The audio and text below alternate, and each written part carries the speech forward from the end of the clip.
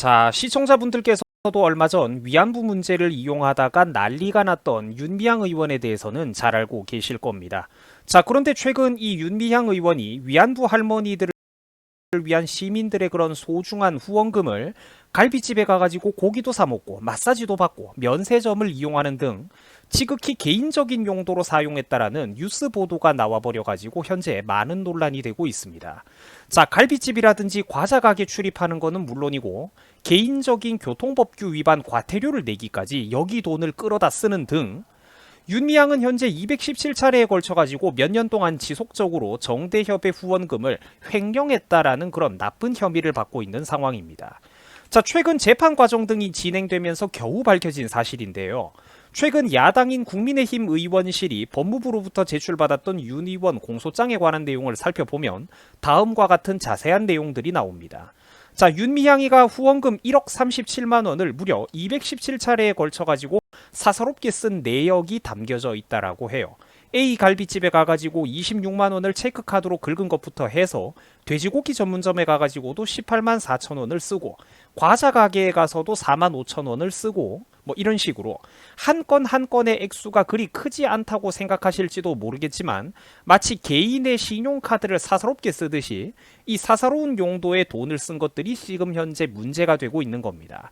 또 몇 년간 수백 차례가 넘는 횟수 동안 지속적으로 이 지출 내역을 보여주고 있는데 이거를 다 합하면은 억 단위를 넘어가고 있기 때문에 그래서 현재 문제가 되고 있는 겁니다. 자, 한편 모금액 중에서 상당한 부분을 음식점이나 식료품점은 물론이고 심지어 면세점에서 쇼핑하는 용도로까지 사용했다라는 정황이 드러나고 있습니다. 자, 이에 관련된 뉴스 기사 댓글들을 한번 살펴보시면은 네티즌들은 현재 그래서 지금 이 사건을 두고 윤미향이는 면세점 쇼핑의 여왕이다. 쇼핑에 대한 팁 좀 배워야 되겠다. 고깃집 맛집 왕이다. 윤미향이다. 이제 윤미향이가 먹방 유튜브를 찍으면 대박이 날 거다 등등 이번 사태를 지금 신랄하게 조롱하는 그런 발언들이 지금 쏟아져 나오고 있습니다. 자, 그런데 여러분들 제가 웃으면서 얘기를 했지만 사실 이게 절대로 웃을 일이 아니죠. 매우 안타까운 일입니다. 그래서 시청자 여러분들은 항상 이 착한 척하는 사람들을 경계하셔야 됩니다. 특히 자기의 구체적인 능력이나 정치적인 미래 계획, 비전을 세우기보다는 도덕적인 슬로건이나 명분만 떠들썩하게 전면에 내세우는 이런 사람들을 특히 조심하셔야 하는 것입니다.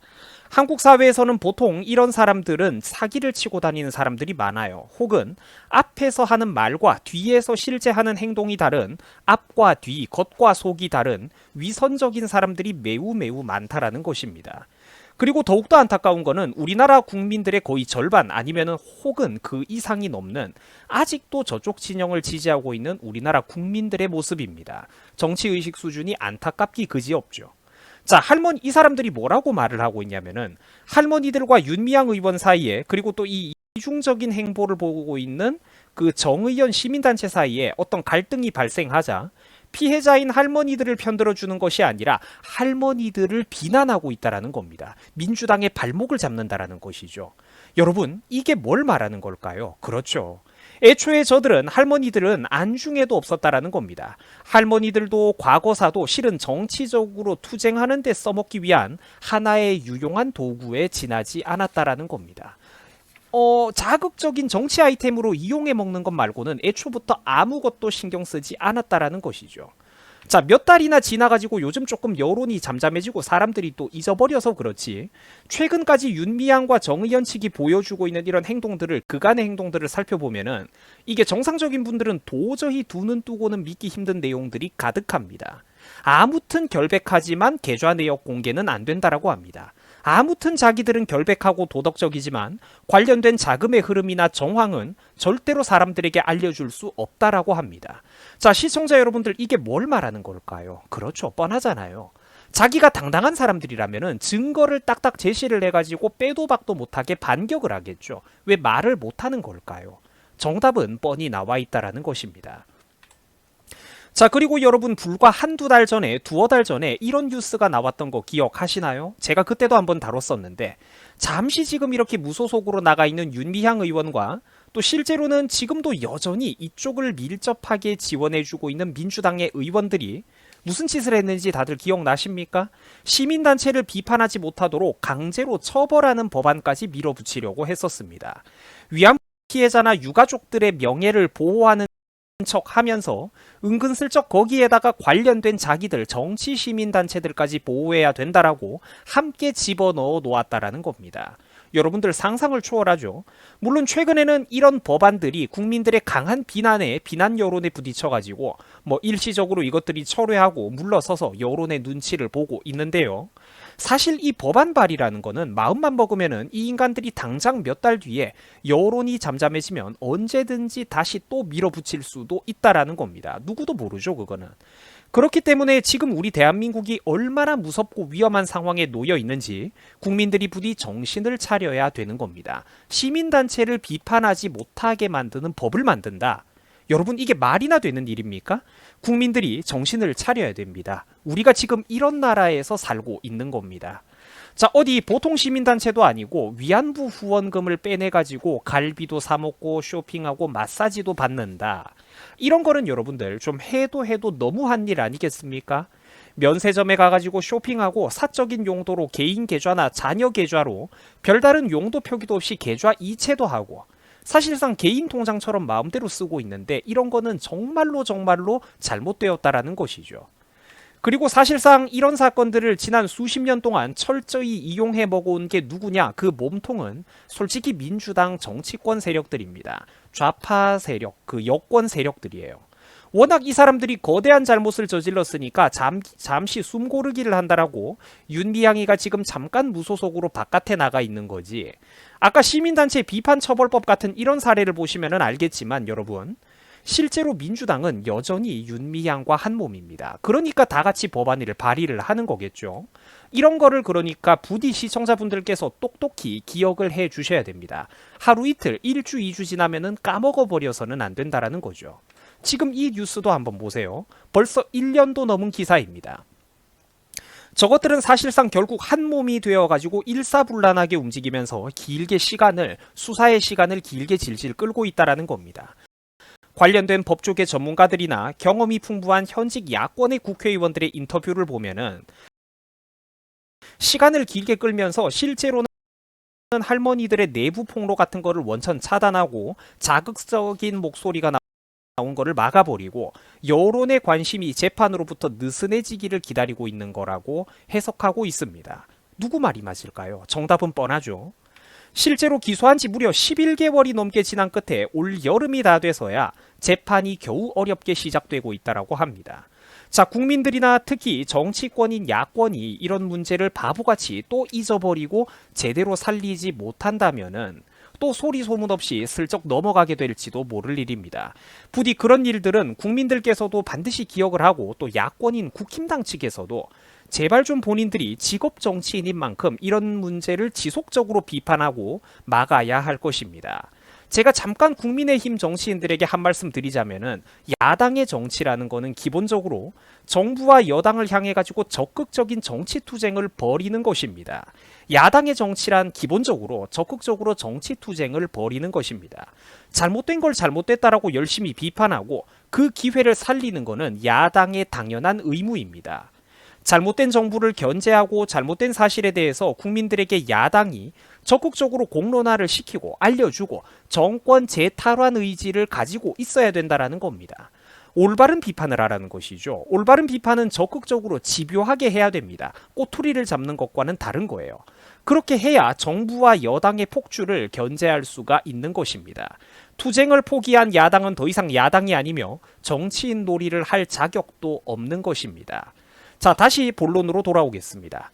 이 사건과 관련해 가지고는 최근 여가부에서도 은근슬쩍 말을 바꾸고 있어요.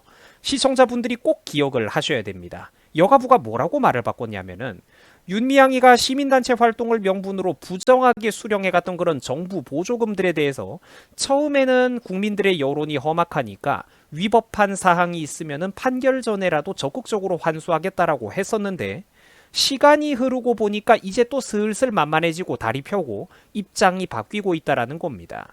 재판 결과를 지켜보겠다라면서 말을 또 바꾸고 있다라는 거예요. 시청자분들께서 여기서 꼭 기억하셔야 되는 거는 결국 우리나라를 망치고 있는 이런 시민단체들, 각종 사회활동가라는 사람들이 실제로는 문정부의 여당 그리고 민주당 정치권과 깊숙하게 서로 연결되어 있다라는 겁니다. 다 한 통속이라는 거예요. 다 한 통속이라는 겁니다. 지금 대한민국은 그냥 넘어가고 있습니다. 극도로 경계하고 조심하셔야 됩니다. 자, 보세요. 나라 돈을 도대체 어떻게 어디다가 쓴 거냐고 외부에서 물으니까 그냥 자료 공개 자체를 거부해버리고 있습니다. 여러분, 유튜버들이 이런 거를 하면 어떻게 될까요? 우리나라는 여러분 법치국가가 아닙니다. 대한민국은 여러분들 법치국가가 아니에요. 지금 대한민국은 악마들이 천사의 가면을 쓰고 있는 그런 나라입니다. 그리고 국민들에게 반대로 정말로 바른 목소리를 들려주고 있는 우리 소수의 이웃들은 뭔가 무조건 나쁜 이미지를 가진 사람인 것들 마냥 심각하게 매도당하고 있는 현실입니다. 심지어 할머니들의 조의금으로 후원금으로 들어온 그 소중한 돈들을 친북 성향의 그리고 또 국가보안법 철폐를 주장하는 나쁜 단체들을 지원하는데 자금이 흘러들어가고 있다고 합니다. 할머니들의 목숨값이 친북단체, 국보법 철폐단체로 흘러들어가고 있다라는 거예요. 여러분 보면서도 믿어지십니까? 나라의 현실이 참으로 무섭지 않습니까, 여러분? 친애하는 유튜브 시청자 여러분, 이렇듯 지금 우리 대한민국에서는 눈에 보이는 거를 결코 쉽게 믿으시면 안 됩니다. 미디어에 드러나는 거를 일방적으로 다 믿어서는 안 된다라는 거예요. 경계하고 맹목적인 반일 감정의 선동으로부터 깨어나셔야 됩니다. 처음에는 그런 진실들 그리고 단순한 선악의 이분법 논리로부터 깨어나는 게 고통스럽고 결코 쉽지 않겠지만 그게 바로 진정한 진실이라는 겁니다. 잘못된 선동을 부디 경계하면서 진정한 우리가 맹목적인 반일 감정으로부터 벗어나서 잘못된 선동을 경계하고 진정한 미래 그리고 전략적인 시야를 국민 모두가 갖춰 나가야 할 것입니다. 지금 대한민국은 우리들의 두 손에 달려 있습니다. 시청해 주셔가지고 대단히 감사합니다. 여러분 수고하셨습니다. 고맙습니다.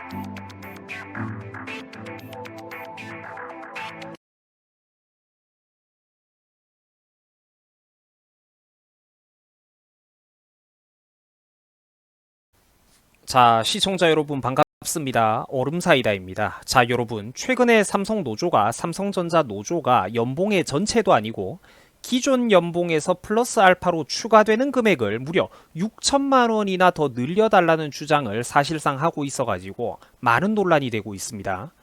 자, 원래 삼성전자 노조는 연봉을 약 1천만 원 정도 인상해달라는 요구를 했었습니다. 물론 이것도 삼성에서 일하는 직원들의 숫자를 생각하면은 엄청난 건데, 일단 시청자분들은 이 정도 수치가 익숙하게 들렸을 거예요. 자, 그런데 오늘 이 6천만 원 추가에 대한 얘기를 하려면은 다음의 내용을 좀 집중해가지고 잘 들어주셔야 됩니다. 자, 다음 내용으로 가겠습니다. 자, 이게 일단 기존의 언론에 밝혀졌던 삼성 노조의 요구 사항입니다. 제가 저번에도 한번 비판한 적이 있는데 간략하게 읽어드리자면 계약 연봉을 1천만 원 이상 일괄적으로 인상해달라, 자사주도 지급해달라, 코로나 경력금도 달라, 이런 것들이 있었죠. 자, 그런데 여기서 특히 문제가 되는 부분이 바로 이 부분이죠. 제가 빨간 네모 박스를 친 부분인데, 매년 영업이익의 25%를 성과급으로 지급해라. 이것 때문에 6천만 원 소리가 나온 겁니다. 매년 회사가 벌어들이는 1년 영업이익의 25%를 성과급으로 지급해달라고 했거든요. 그거를 합치면은 거의 연봉을 사실상 플러스 6천만 원 더 얹어달라, 이거랑 똑같은 소리이기 때문입니다. 자, 그리고 하위 고과자들, 즉 일 못하는 직원들의 임금을 삭감하고 페널티 주는 거를 금지해라, 이런 소리를 했습니다. 자, 다시 한 번 더 제가 간략하게 강조를 해드리겠습니다. 한 회사 1년 벌어들이는 영업이익의 25%, 즉 4분의 1을 직원들의 성과급으로 뿌려라, 그리고 하위 고과자들에게 페널티를 주지 마라, 이런 주장을 지금 삼성 노조가 하고 있어요. 여러분, 이거는 사실상 시장경제 원리를 부정하고 있는 거죠. 노동자와 근로자들이 경영에 지금 부당하고 과도한 간섭을 하고 있는 겁니다. 지금 여러분들 이 도표는 삼성전자의 최근 몇 년간의 재무제표입니다. 물론 여러분들이 투자하는 거는 항상 조심을 하시고, 요거는 어디까지나 배경 지식의 보탬이 되는 참고용으로만 이해를 해주셨으면 좋겠어요. 자, 조심하시면서, 자, 삼성이라는 기업이 어떤 기업이냐면은 1년 매출액이 약 240조 원을 넘어가는 대기업입니다. 이 상상을 초월하는 규모입니다. 꽤 잘 사는 어지간한 중견 국가, 아니 꽤 잘 사는 상위권 국가들 중에서도 1년 국가 예산 전체보다 더 많을 거예요, 이게. 그것보다 더 어지간한 국가의 1년 예산보다 더 많은 가치를 해마다 창출해내는 게 바로 삼성이라는 대기업의 힘입니다. 자, 문정부가 저렇게 똥을 많이 싸는데도 우리나라가 간신히 굴러가고 있는 거는 이유가 있다라는 거죠. 정부가 부도가 터지지 않는 게 이유가 있다라는 거예요. 누군가는 코피 터지게 일하면서 멱살 캐리를 하고 있거든. 자, 증권사들의 추정치에 따르면은 올해는 270조 매출액을 넘어갈 전망이라고 하고요. 2022년 내년에는 300조 이상 벌어들일 거라고 증권사들이 지금 예상을 하고 있습니다. 자, 그리고 지금 이 부분이 오늘 영상에서 문제가 되고 있는 영업이익에 관한 부분입니다. 자세한 뜻은 몰라도 되는데, 자, 우리나라 사람들은 너무 익숙해서 그런지 이 삼성전자라고 하는 회사가 얼마나 큰 기업인지 종종 잊어버리는 것 같아요. 자, 삼성이 1년에 벌어들이는 영업이익이 얼마냐? 적으면은 30조, 많을 때는 50조가 넘어가는 대기업입니다. 이게 어느 정도로 큰 거냐면은 대만의 반도체 파운드리 기업인 TSMC와 더불어 가지고 탈한국이 아니라 탈아시아급인 기업입니다. 삼성보다 더 큰 기업은 현재 TSMC 말고는 없죠. 유럽과 미국 같은 세계 최고 레벨의 선진국들 중에서도 삼성보다 더 큰 기업은 정말로 몇 개 안 될 정도입니다. 아시아에서는 거의 가장 큰 기업 중에 하나예요. 그런데 지금 삼성 노조는 이 1년 영업이익 50조, 60조 정도 되는 천문학적인 금액에서 무려 25%를 직원들의 인건비로, 보너스로, 성과급으로 쓰라는 정신나간 소리를 하고 있는 겁니다. 여러분, 50조에서 25%를 잘라서 달라고요? 4분의 1을 뚝 잘라가지고 직원들에게 성과급으로 해마다 뿌리라고요? 정신나간 것 아닙니까? 1년 영업이익의 25%를 해마다 성과급으로 지급하라는 저 말입니다. 6천만 원이랑 저게 똑같은 말이에요. 저 50조, 60조나 되는 돈에서 4분의 1을 직원들이 좀 나눠 먹겠다라는 겁니다. 자기들도 좀 나눠 먹자. 노조의 요구대로라면은 삼성 직원들의 평균 연봉이 얼마나 늘어나느냐? 1억 8,200만 원을 넘어갈 전망이라고 합니다. 여러분, 저게 말이 된다고 생각을 하세요? 삼성이 화성 탐사라도 했습니까? 지구에서 제일 잘 나가는 기업에 등극을 하고 어디 남들이 모르는 수천조 원대 규모의 금광이라도 발견을 했습니까? 혹시 자기가 삼성 직원이라고 해가지고 지금 삼성 노조가 내걸고 있는 이런 정신나간 요구에 동의하고 있는 분들이 있다면은 안 됩니다. 제가 절대로 편 못 들어줍니다. 저 자신이 아무리 가진 것 없는 서민이라고 해도 대한민국의 미래를 망쳐먹는 이런 대기업 귀족 노조들의 집단 이기주의에는 절대로 동의할 수가 없어요. 이런 인간들이 바로 청년 여러분들의 일자리와 신규 취업을 가로막고 있는 암세포와도 같은 것입니다. 삼성의 임직원들이 수십만 명이나 되는데 그 전 직원의 1인당 평균 급여가 1억 8천만 원이 넘는다고요? 정신 나갔습니까? 영업이익의 4분의 1을 내놓으라는 거는, 그것도 보너스로 내놓으라는 거는 지금 삼성 전 직원의 연봉을 하루아침에 51%나 올려달라는 소리랑 똑같은 겁니다. 연봉을 51% 올려달라는 소리를 하는 거예요. 전문가들은 회사 당기 순이익이 최소 6조 원 이상 줄어들게 될 거라고 전망하고 있습니다. 기업에서 돈을 이만큼 근로자들이 노조가 뭉탱이로 빼가면은 기업은 뭐로 장사를 합니까? 연구개발은요, 새로운 인재 신규 채용은요, 사람만 모여있으면 공짜로 제조업이 돌아갑니까? 천문학적인 금액이 소요되는 반도체 신규 공장 생산 라인 증설은요, 흙 파서 수십 수백조짜리 반도체 공장을 짓습니까? 뭐 하는 겁니까 이게? 그래서 여러분들 아는 만큼 세상이 보인다라는 게 이런 겁니다. 자, 다시 한번 집중해가지고 보세요. 연봉 1,000만 원 올려줘. 자사주도 나눠줘. 코로나 격려금도 수백만 원 나눠줘. 요구를 하고 있죠. 그리고 특히 이 부분들. 매년 회사 영업이익에서 4분의 1을 뚝 잘라가지고 우리한테 나눠줘. 일 못해도 혼내지 마. 불이익 주는 것도 금지해줘. 해줘. 여러분 이게 뭡니까? 회사 경영을 이게 하라는 겁니까? 하지 말라는 겁니까? 요구를 해도 상식적인 선에서 적당하게 요구를 해야죠. 솔직히 이재용 입장에서 여러분들 기업 운영하기 참 뭐 같다는 소리 안 나오겠습니까? 해외로 이전하고 싶다는 생각이 과연 안 들까요? 하루에도 여러 번 들지 않을까? 이러니까 우리나라의 소수의 양심 있고 깨어있는 사람들이 왜 이재용을 비롯한 우리나라 기업인들을 안타깝게 바라보는 건지 이해가 될 겁니다. 우리가 잘 살아가지고 불쌍하다고 하는 게 아니에요. 가진 거는 없지만 제 사돈의 팔촌까지 다 합쳐도 삼성 덕 보고 산 사람 아무도 없습니다. 하지만 이거는 양심의 문제라는 거죠. 우리가 비록 가진 거는 얼마 없는 서민이라도 버스비 교통카드 몇백 원조차 부담스러워하고 국산차 새 거 한 대만 뽑아도 좋다고 덩실덩실 한 달 동안 입이 귀에 걸리는 춤을 추는 서민이라고 해도 양심이 있어야 된다라는 겁니다. 두 눈 뜨고 세상 돌아가는 꼴을 한번 냉정하게 보자는 거죠. 저게 정상입니까? 젊은 동생 여러분들, 신규 취업 일자리를 진짜로 발목 잡고 있는 게 누굽니까? 여러분들 같으면 이런 나라에서 기업을 운영하고 투자하고 고용을 늘리고 싶겠습니까? 취업할 때 면접에서는 간이고 쓸개고 다 내줄 것처럼 굴더니 취업하고 나면은 180도 태도가 돌변해가지고 노조에 들어가서 회사 1년 영업이익의 4분의 1씩 내놓으라고 협박질을 해대는데 사람 뽑고 싶겠냐는 거죠. 이러니까 회사들이 별 필요도 없는 과잉 스펙을 계속해서 과도하게 요구하고 사람에 대해서도 과도한 검증을 또 하고 요구를 하는 겁니다. 사회가 지금 서로 낭비를 하고 있다는 거예요.